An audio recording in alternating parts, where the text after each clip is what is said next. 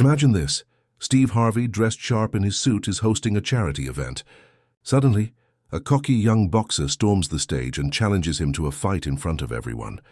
The crowd gasps, cameras zoom in, and all eyes are on Steve. Will he back down?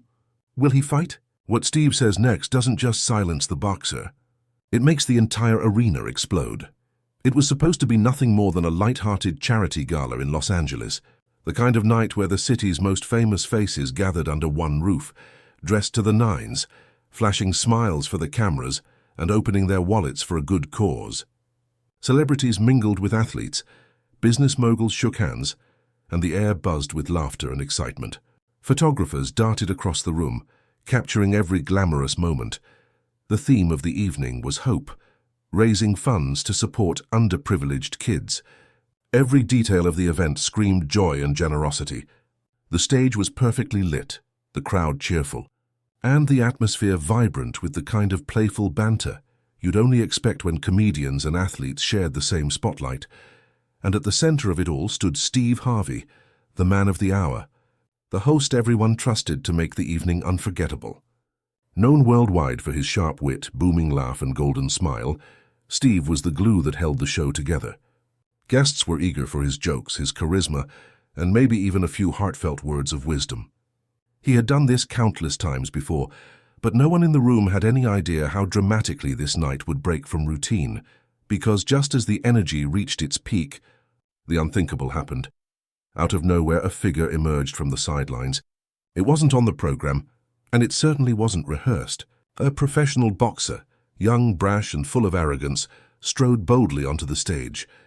He wasn't the biggest name in the sport, not yet, but he had carved out a reputation for being flashy, cocky, and unafraid of the spotlight. His fists had made headlines in smaller circuits, but it wasn't his talent that drew whispers. It was his ego. With a smirk plastered across his face, he walked straight towards Steve Harvey and snatched the microphone.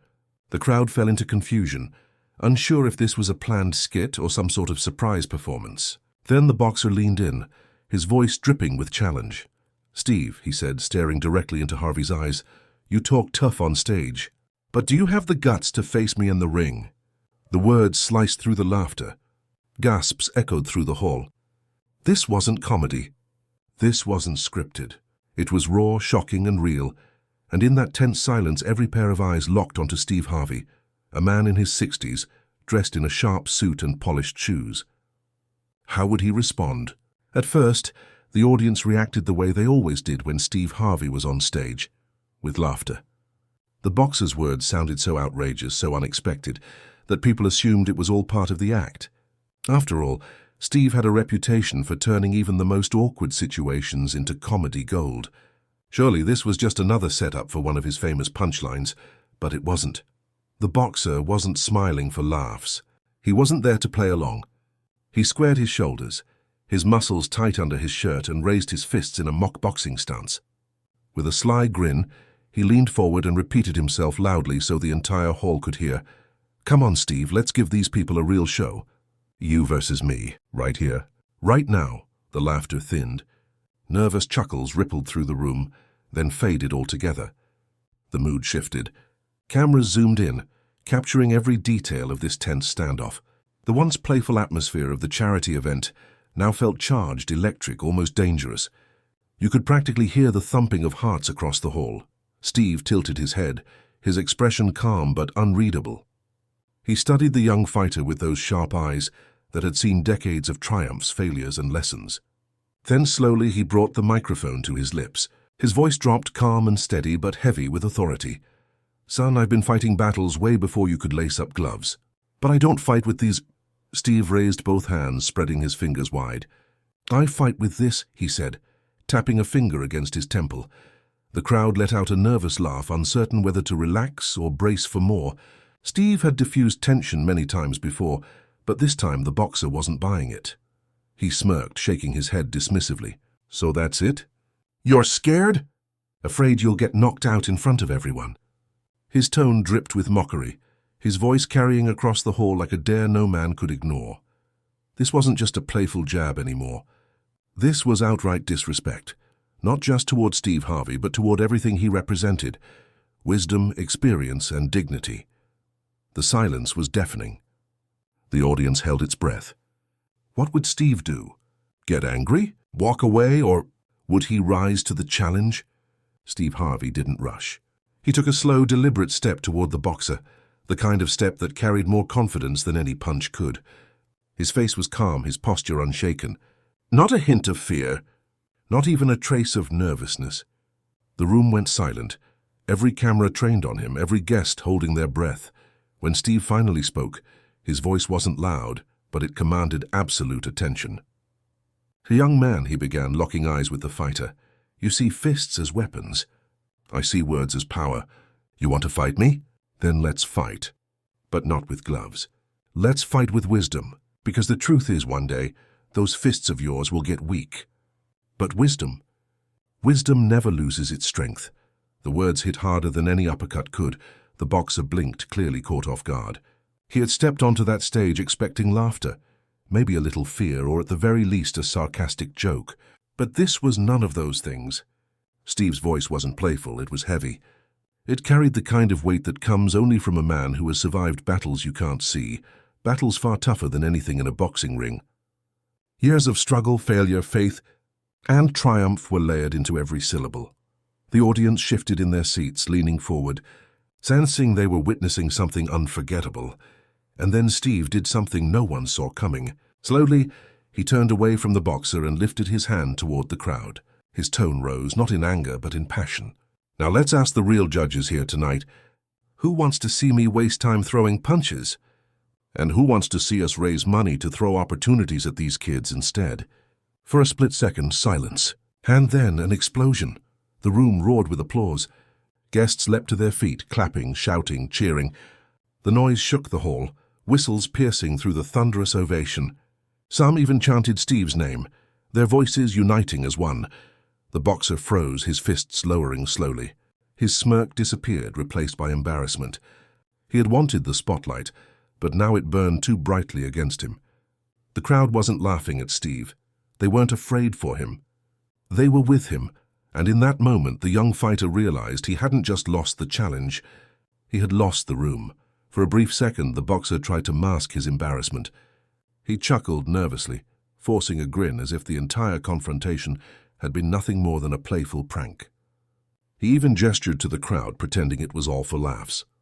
But the truth was undeniable. The damage had already been done. Steve Harvey had dismantled his challenge without throwing a single punch, and the audience knew it. The young fighter's bravado had crumbled under the weight of wisdom. Steve, however, didn't press his advantage. He didn't humiliate the boxer further, or gloat about winning the moment. Instead, he did something far more powerful. He walked closer, rested a steady hand on the young man's shoulder, and softened his voice so that it carried not mockery, but mentorship. "Son," he said, his tone calm but firm, "don't ever confuse arrogance with confidence. Arrogance will drag you into fights you can't win. Confidence will teach you when to step in the ring, and when to walk away." The words pierced deeper than any jab or hook. They weren't meant to wound, but to teach, to leave a mark that would last far longer than a bruise. The boxer's posture shifted. His chest, once puffed out with pride, sank slightly. His smirk disappeared, replaced by a look of reflection. Slowly he nodded, his pride wounded, but his respect for Steve Harvey growing with every second. He dropped his hands completely and took a step back, surrendering the stage. The audience could see it clearly. This wasn't just a retreat, it was a moment of humility. He had been humbled not by fists, but by wisdom. Steve turned back to the crowd, seamlessly slipping into his role as host once again. The tension that had gripped the room only minutes earlier melted away. Laughter returned, cheers erupted, and the energy shifted back to joy and celebration. But now there was something different in the air, a new layer of admiration, not for the boxer who had issued the challenge, but for Steve Harvey, who had faced it with grace, strength, and dignity. In that moment, Steve reminded everyone watching what true strength looks like.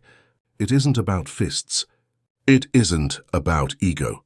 True strength is about self-control, wisdom, and the courage to rise above disrespect without ever lowering yourself to its level. When Steve Harvey finally walked back to the microphone stand, the tension that had filled the room was long gone. He let a small smile creep across his face, then leaned in and delivered a line that broke the silence like thunder. "Now, y'all, really thought I was about to box in this suit? Man, I ain't messing up these shoes." The timing was flawless. The entire hall erupted into laughter and applause, the kind of laughter that comes not just from humor, but from relief. The moment of uncertainty had passed, and now the room felt alive again. Guests rose to their feet, clapping, cheering, some even whistling, and a chant of "Steve, Steve, Steve" began to ripple through the crowd. What had begun as a tense, disrespectful challenge had transformed into one of the most unforgettable moments of the night. Steve Harvey hadn't just shut down a boxer, he had done it with wit, poise, and undeniable authority. In those few, powerful minutes, he reminded everyone watching that wisdom, self-control, and dignity will always outlast brute force. The boxer, now standing quietly at the edge of the stage, could only nod in quiet respect. The spotlight had shifted completely. He had entered the scene seeking attention, but Steve had turned the entire narrative on its head. Instead of humiliation or conflict, the moment had become a lesson, one that everyone in the room and soon millions beyond it would remember. As the evening continued, something remarkable happened. The energy from that exchange fueled the charity auction and donations. People were inspired, motivated by Steve's words and presence. By the end of the night, the charity had raised more money than anyone expected, a record-breaking figure that would directly change the lives of countless underprivileged children. But the story didn't stay within those walls. Within hours, whispers began spreading across the city. Within days, clips and retellings of the event traveled across social media, and soon headlines echoed the same tale. A young boxer tried to challenge Steve Harvey, but his response made the crowd explode. In the end, Steve Harvey didn't need gloves. He didn't need punches. He didn't need a fight. What he proved that night was simple yet profound. The sharpest weapon in the world isn't a fist, but the power of words delivered with truth and wisdom. If you enjoyed this story, make sure to hit that like button and subscribe to the channel for more powerful and inspiring stories. Don't forget to turn on the notification bell so you never miss the next one. Thanks for watching, and I'll see you in the next story.